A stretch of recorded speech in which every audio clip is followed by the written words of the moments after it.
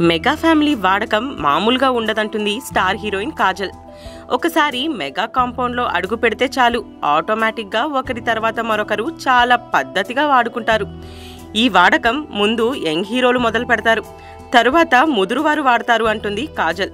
సరే, కాజల్ ఎందుకు ఇలా అంటుందో, మెగా ఫ్యామిలీ కాజల్ను ఎలా మార్చి వాడిందో మనము ఓ లుక్కేద్దాం.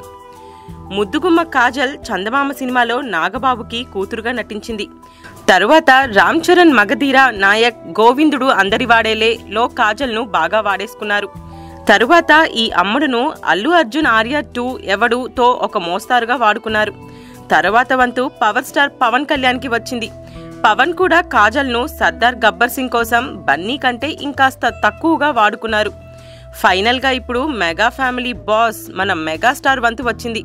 ఈయన యంగ్ హీరోల ముచ్చటంతా తీరాక తన ముచ్చట కోసం తన ప్రతిష్టాత్మక చిత్రం ఖైదీ నంబర్ 150 కోసం వాడుతున్నారు. సో ఈ ముద్దుగుమ్మకు మెగాస్టార్ చిత్రంతో వాడకం ముగిసిపోతుందన్నమాట.